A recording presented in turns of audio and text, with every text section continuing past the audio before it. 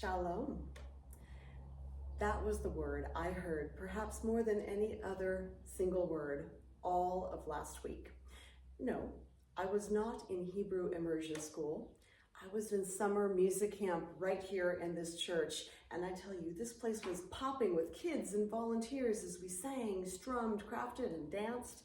And one of the dance songs that is now stuck on repeat in my head is this one song called Shalom. Now, I don't understand most of the Hebrew words in the song, but the word shalom is repeated over and over and over again, and that I can understand. Shalom, shalom, something, something, something, shalom, shalom, shalom. What is shalom anyway? Well, sometimes we translate shalom as peace, but it's also a word that is used as you are saying hello or goodbye, kind of like aloha in the Hawaiian language, but shalom, like aloha, means so much more than hello or goodbye. And it's a little more complicated than simply peace. Shalom is really a word that encapsulates all of God's blessings.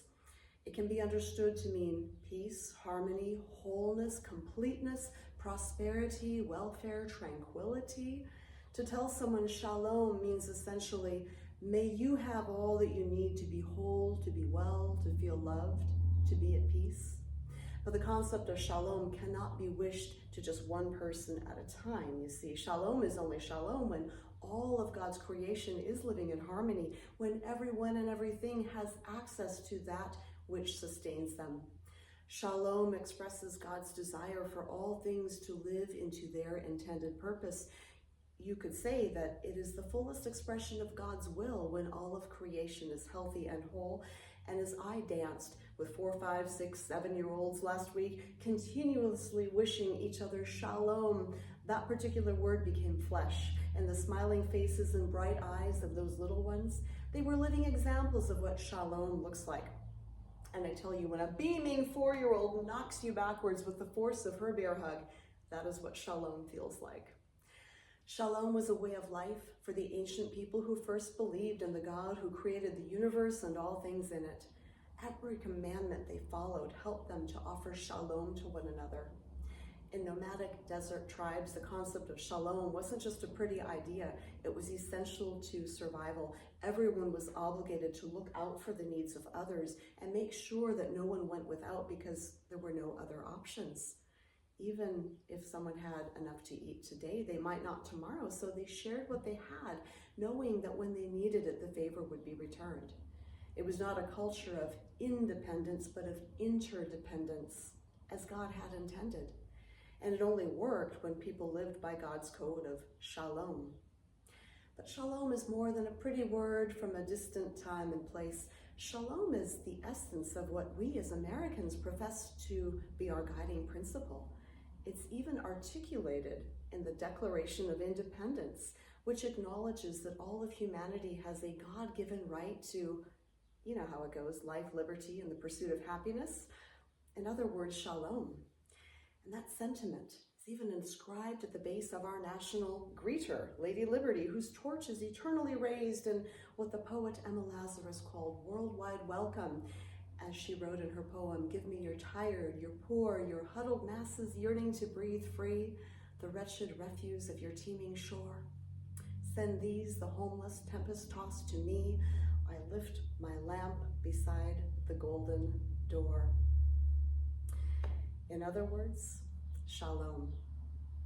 Shalom is the aspiration that can and should guide our nation and every nation if we humans are to live into our higher calling to care for one another and indeed all the earth that does sustain us. Shalom is not only about caring for the poor and the persecuted. It's also about living in a way that ensures the survival of all species, the protection of all ecosystems, the harmony of all the created order. Shalom is the word that will lead us forward into the future God imagines for us, if we will let it. If you've even taken a brief look at the headlines, it's easy to wring your hands in despair, isn't it? We read about environmental degradation, political polarization, a widening wealth gap, an uptick in violence, a decline in overall health and well-being. Shalom seems to be a thing of the past, an idea as antiquated as the word itself. Is anyone or anything anywhere truly well? And can things get better? I believe they can, because I saw Shalom last week. Yes, I saw it in the joyful dancing of those little ones, but more than that, I saw Shalom in the way so many people came together to pull this off for the kids. There were busy parents, grandparents, even great-grandparents, school teachers on their precious summer vacation, and even teenagers who chose to get up bright and early every morning. I was overwhelmed by the way Shalom was lived this week right here in this place. I saw teenagers shed their cool aloofness and paint rocks alongside the little ones. I saw children beam with pride as they taught grown-ups how to play the ukulele. I saw adults, teenagers, and children all join hands to dance in a huge, silly circle. The week-long music camp became way more than this thing we did for the kids. It became a thing we did together, all of us from ages 4 to 84, sharing the genuine delight of being human together. I had expected it to be enriching, but it was more than that. It was healing. It was Shalom. It was exactly what I needed, and I heard it from the others every day. No one wanted it to end. They wanted this to happen every day. It seems that this kind of interaction that spans generations and status and social circles is exactly the thing we all need in this time that our very own Surgeon General has described as an epidemic of loneliness. Our nation's doctor has prescribed for us more connection. Essentially, the RX could be labeled Shalom, which is what happens when we show up for each other. And it doesn't have to be complicated. All we did was open the door and invite a few people to bring what they had: a song, a dance, an idea, an open heart, and the magic happened.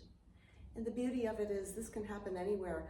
There's nothing especially remarkable about this place or this space except that we showed each other welcome and love and shalom, using the God-given gifts that we just happen to have. It was the simplest thing, really, just to show up and let good things happen. That's what Jesus' message was all about, really.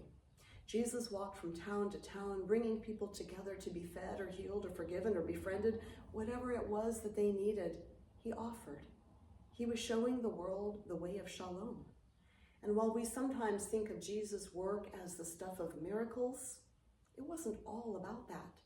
Sometimes it was really simple. Jesus showed his followers how to offer hospitality, welcome, even a cup of water to anyone who was thirsty. The hospitality he prescribed might be that small. He once told his disciples that as they went into the world and shared his message of love and shalom, anyone who so much as offered them a cup of cold water would merit a reward. Really? Just a cup of cold water? That sounds pretty attainable. So I tried it last week. One day I poured a cup of cold water and I offered it to my friend who had spent all morning dancing with the kids. Now, I figured anyone willing to do that is for sure a disciple of Jesus. So as I handed my friend the cup of water, I quoted her Jesus' line about the reward. And then I said, okay, I guess I'll be expecting my reward pretty soon. And she laughed at my joke. That was my reward, feeling the shalom of laughing with a friend, surrounded by children, everyone enjoying a cup of cold water and a snack, refreshed. Then we gathered those kids back up and we came back here to practice that shalom dance. And all was well. Shalom. Shalom to you now. Shalom, my friends. May God's full mercies bless you, my friends. In all your living and through your loving, Christ be your shalom. Christ be your shalom. Shalom, my friends. May it be well with you.